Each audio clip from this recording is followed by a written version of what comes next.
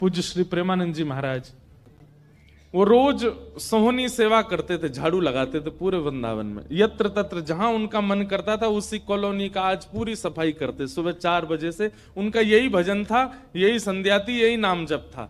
सोहनी लेते और लेकर के बुहारते पूरे मार्ग को, और हमारी आपकी तरह नहीं जोर जोर से, नहीं, धीमे धीमे। उनके मन में यह भाव था कि वृंदावन श्री प्रिया प्रियतम का ही स्वरूप है, इनके प्रति मैं रोष नहीं करूंगा, धीमे धीमे। और जब बुहारते थे तो अपने नेत्रों से ध्यान पूर्वक ब्रज की रज को देखते थे, कहीं कोई चिन्ह दिख जाए, कहीं किशोरी जी के चरण रज दिख जाए, कहीं ठाकुर जी के चरण दिख जाए। करते करते जब वर्षों बीत गए तो किशोरी जी के मन में भाव आया, हम नित्य रास के लिए वृंदावन में जाते हैं और पूरे वृंदावन को सुव्यवस्थित महात्मा करके रखते हैं, और इनकी एक ही अभिलाषा है कि हमारे चरण चिन्ह इनको दिख जाएं। एक दिन किशोरी जी ने उनको अपने चरण चिन्ह का दर्शन कराया। वो चरण चिन्ह देख करके उनके मन में विश्वास हो गया कि हे श्यामा जो चरण चिन्ह है इसका मतलब चरण भी है, और चरण है तो मतलब आप भी हो। जब चरण चिन्ह तक ले ही आई हो तो आप अपने दर्शन भी करा दो। अब अगली उनकी स्थिति हो गई कि अब चरण चिन्ह नहीं, अब तो प्रत्यक्ष किशोरी जी को देखना है। लेकिन हमारे ब्रज की एक परंपरा है कि जब तक किशोरी जी की सखियां अनुमति नहीं देंगी ना, तब तक किशोरी जी के दर्शन नहीं हो सकते। इसलिए ललिता जी को मनाओ, विशाखा जी को मनाओ, यमुना जी को मनाओ, गोपेश्वर महादेव को मनाओ, सखियां जब रीझ जाएंगी तब किशोरी जी से मिलना होगा। वृंदावन रस अलग है। अभी हम 15 तारीख से जो कथा करने वाले हैं वो वृंदावन रस के ही ऊपर है। 15 से लेकर के 18 अप्रैल तक गांधी धाम कच्छ गुजरात में, जहां पर वृंदावन रसामृत पद लिखा गया, वहां उस कथा को आप लाइव सुनना, उसमें वृंदावन रस की ज्यादा चर्चा करेंगे। तो जब तक ललिता विशाखा आदि सखियां अनुमति नहीं देती तब तक किशोरी जी के दर्शन नहीं होते। लेकिन किशोरी जी तो चाहती हैं कि उनको दर्शन दें। तो एक दिन किशोरी जी ने रास करते करते अपना नूपुर वहीं छोड़ दिया, और नूपुर छोड़ करके किशोरी जी निकुंज में चली गई। आप सुबह सुबह जब सोहनी करने आए तो आपको वो नूपुर मिला, और नूपुर देख करके वो आनंदित हो गए। इतना सुंदर नूपुर, ऐसी सुंदर उसकी कलाकृति, इतना हल्का उसका वजन, इतना सुंदर उसका स्वरूप।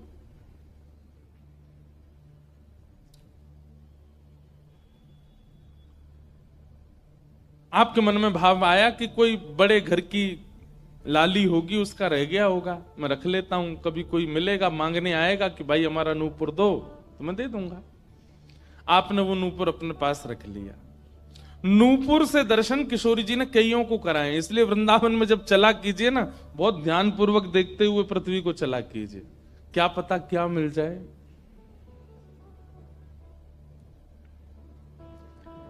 सूरदास जी को भी नूपुर से ही दर्शन हुए किशोरी जी के, और आज इन महापुरुष को भी हो रहे हैं। मुझे नाम स्मृति में नहीं आ रहा है, शायद संभवतः श्याम चरण दास जी नाम था।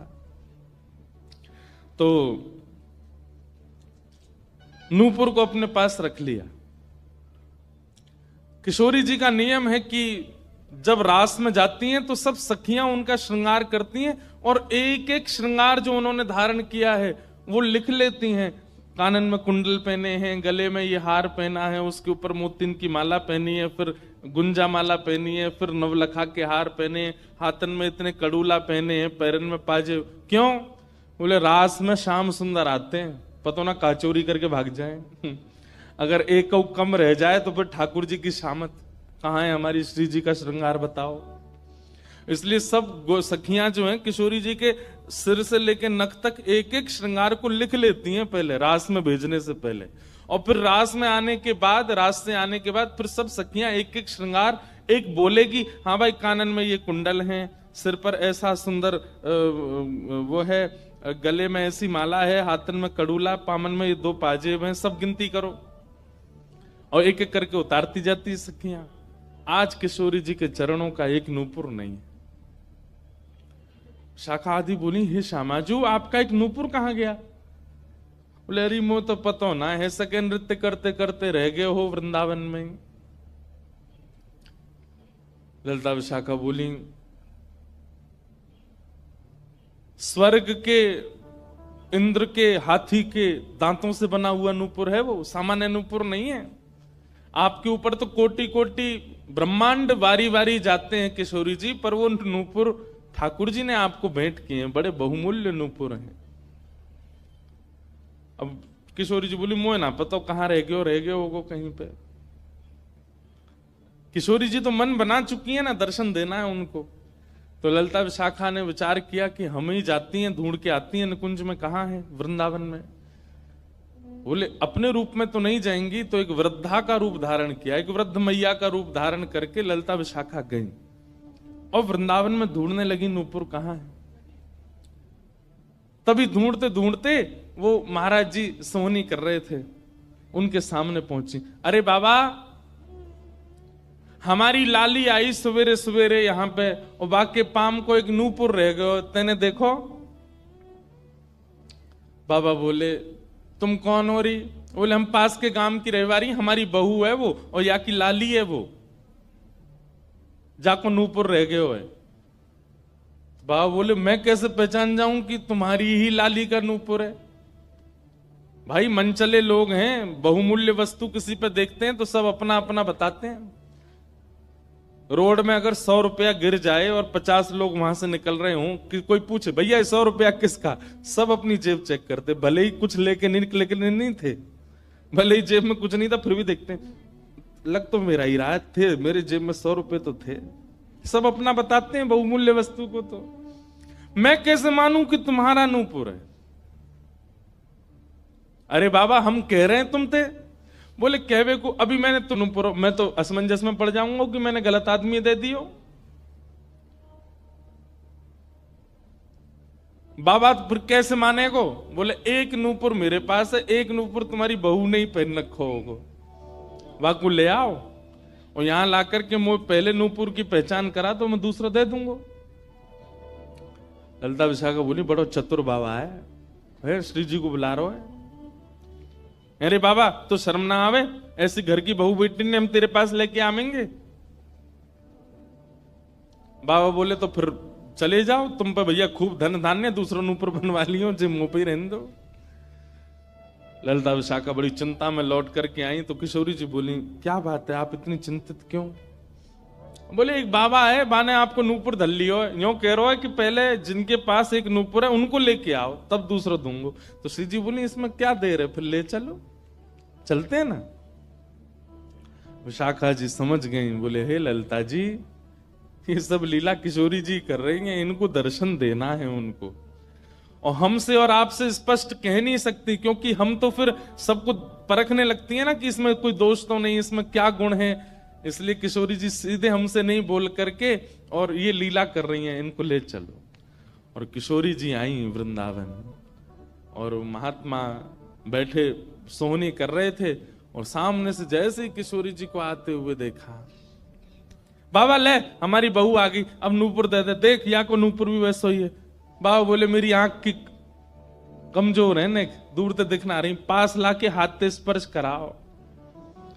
ललिता विशाखा बोली बाबा तो शर्म ना आ रही अपनी बहू को स्पर्श करा में? तो बोले चरण स्पर्श करावे में कहा देर, ले आओ। किशोरी जी समीप गई, जैसी चरण स्पर्श किए अपने हाथों से नूपुर पहना करके लिपट गए चरणों से। हे किशोरी जी, हे श्यामाजू, अब कृपा करो, मैं जानूं ना तो ये दोनों कोई बूढ़ी मैया हैं और ना आप इनकी बहू हो, आप साक्षात किशोरी और ये ललिता विशाखा है, अब मुंह पे कृपा करो। तो किशोरी जी ने उसी नूपुर से उन महात्मा के सिर पर एक चिन्ह बना दिया, अपने नूपुर का ही चिन्ह बना दिया, और कहा बाबा अब जीवन भर ये छाप आपके मस्तक पर ही रहेगी, मेरे नूपुर की छाप। उन महात्मा के मस्तिष्क पर जैसे हमारे तिलक दिखता है, ऐसे प्रत्यक्ष नूपुर की छाप प्रत्यक्ष सबको दिखने लगी। अब ये तो थी उनके ऊपर कृपा, लेकिन इससे क्या हुआ कि वे महात्मा लौट करके जब अपने आश्रम आए तो उनके गुरुजी ने जब उनके माथे पर देखा तो वो बोले, तुमने अपने गुरु के द्वारा दिया हुआ चिन्ह बदल दिया? हमने जो तुमको तिलक दिया तुम वो क्यों नहीं लगाते, ये क्या लगाए घूम रहे हो। तो हाथ जोड़ के निवेदन किया, गुरुजी ये कोई तिलक नहीं है, ये कोई चिन्ह नहीं है, ये तो मेरी किशोरी जी ने कृपा करके अपने नूपुर का चिन्ह मुझे दे दिया है। तो गुरुदेव बोले, हाँ तू बहुत बड़ा भक्त है ना, किशोरी जी आकर के तुझको चिन्ह देंगी। कोई माने नहीं, सब बोले जाओ इसको मिटा के आओ, और जो मैंने तुमको चिन्ह दिया है वो लगाओ।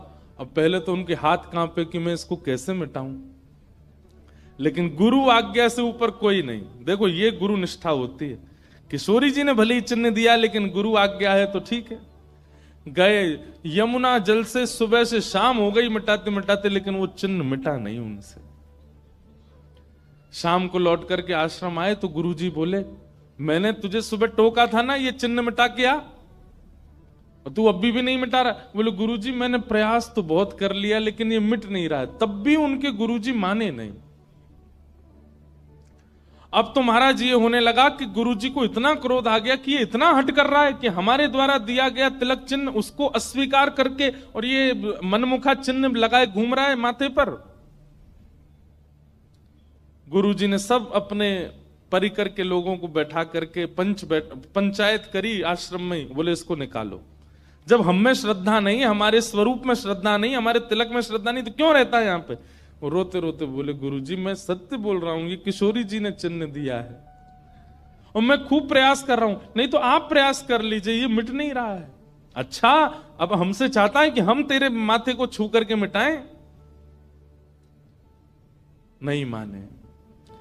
तब उन्होंने नेत्र बंद करके किशोरी जी का स्मरण किया, हे श्यामा जी मैं किसी को प्रमाणित ये नहीं करवाना चाहता कि आप मुझे मिली हो, पर मेरे गुरु के चित्त में मेरे प्रति अविश्वास आ रहा है, इसके लिए कोई आप लीला करो। तो भगवान के सखा श्री सुबल जी की ये आराधना करते थे। ये जो महापुरुष थे ये ठाकुर जी के सखा सुबल का चिंतन करते थे कि कभी मैं ठाकुर जी से मिलने का मन हो तो सुबल, जैसे भगवान के सखा है ना, तन सुखा मन सुखा धन सुखा मधुमंगल श्री दामा सुबल, तो ये सुबल का चिंतन करते थे कि सुबल कभी कृपा करेंगे तो मुझे ठाकुर जी से मिला देंगे। ऐसे सखियों का चिंतन करते हैं किशोरी जी के दर्शन करने वाले, और सखाओं का चिंतन करते हैं ठाकुर जी का दर्शन करने वाले। तो ये सुबल का चिंतन करते थे। तो किशोरी जी ने सुबल को बुलाया। सुबल आए, श्यामाजू आज्ञा करो। बोले आपको हमारा एक काम करना है। एक महात्मा पर हमने कृपा करके उसको अपने नूपुर का चिन्ह दिया है और उनके गुरुदेव को विश्वास नहीं हो रहा कि ये चिन्ह हमने दिया है, इसलिए वो आपकी आराधना करते हैं, आपको बहुत बचते हैं। आप जाकर के हमारी तरफ से ये प्रमाण दे दो कि हमने चिन्ह दिया, क्योंकि उस सभा में कई लोग ऐसे हैं जिनको मेरे दर्शन का अधिकार नहीं है और मैं तो जाना चाहती हूं पर ये ललिता विशाखा मुझे जाने नहीं देंगी, इसलिए आप जाकर के वहां प्रमाणित कर दो कि ये चिन्ह मैंने दिया है। तब भगवान के सखा सुबल साक्षात उस आश्रम में प्रकट हो गए और प्रकट होकर के जैसे देखा दिव्य देह, दिव्य तनु, दिव्य तेज निकल रहा है, सबने प्रणाम किया। बोले कि ये आपका परिचय। बोले मैं भगवान का सखा सुबल हूं। देख करके सबने बोले आप कैसे आए। बोले हे गुरुदेव आप अपने शिष्य पर इतने रोष कर रहे हो, ये चिन्ह ये किशोरी जी ने ही इनके माथे पर पधराया है, आप इनके ऊपर नाराज मत। अब सुबल प्रमाणित करके चले गए। अब क्या हुआ, गुरु जी को आत्मग्लानि होने लगी। बोले मैं गुरु हूं और मेरे चेला को ठाकुर जी मिल गए, श्री जी मिल गई और मुझे विश्वास नहीं हुआ। तब गुरु जी ने अपने गुरुजनों को, अपने श्रेष्ठ जनों से जाकर के कहा कि मुझसे अपराध बना है। ठीक है, गुरु शिष्य के ऊपर क्रोध कर सकता है, उसका कोई दंड नहीं होता, पर किशोरी जी के द्वारा कृपा की गई, मैंने उस पर प्रश्न चिन्ह उठा दिया, इसका तो मुझे दंड मिलना चाहिए। तब सब रसिक जनों ने विचार किया। बोले इसका क्या दंड दें। तो बोले आप एक काम कीजिए, दंडोत्सव कीजिए। दंडोत्सव। बोले दंडोत्सव में क्या करना है। बोले आज तक जितनी तुम्हारे पास जमा पूंजी है सब संतों की, भक्तों की सेवा में लगा करके और आनंद से सुंदर भंडारा करो, सुंदर नाम संकीर्तन करो, सुंदर अपने घर पर एक उत्सव रखो और उसमें जितने महापुरुष आए सबको दंडवत प्रणाम करते करते सबसे क्षमा मांगो और फिर जब सब तुम्हारा धन संपत्ति अब तक जितनी कमाई वो सब संतों की सेवा में लग जाए, फिर उन संतों से कृपा प्रसादी मांगो कि आप सब मुझे क्षमा कर दो। इस प्रकार से दंडोत्सव करो।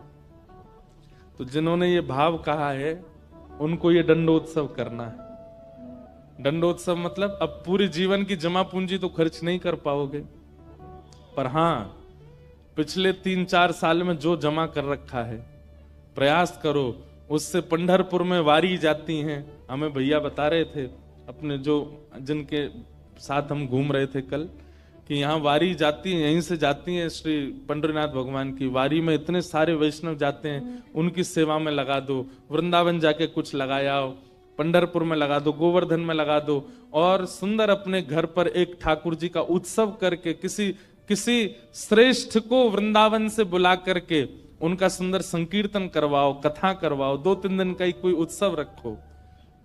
इस प्रकार से अपनी वो जमा पूंजी संत वैष्णवों की सेवा में खर्च करके भंडारा करा के जितनों से मिलो सबसे क्षमा मांगो। वारी निकलती है आषाढ़ी एकादशी पर, इतने सारे वैष्णव जाते हैं पंढरपुर दर्शन करने, मार्ग पे खड़े होकर सबको शरबत पिलाओ और जो जो शरबत पिए उससे क्षमा मांगो, मुझे क्षमा कर दो, मुझसे अपराध बना है, मैंने कंठी पहनने के बाद भी मांस का सेवन किया, मैंने मद्य का सेवन किया, मैंने ऐसा किया, ये क्षमा मांगो।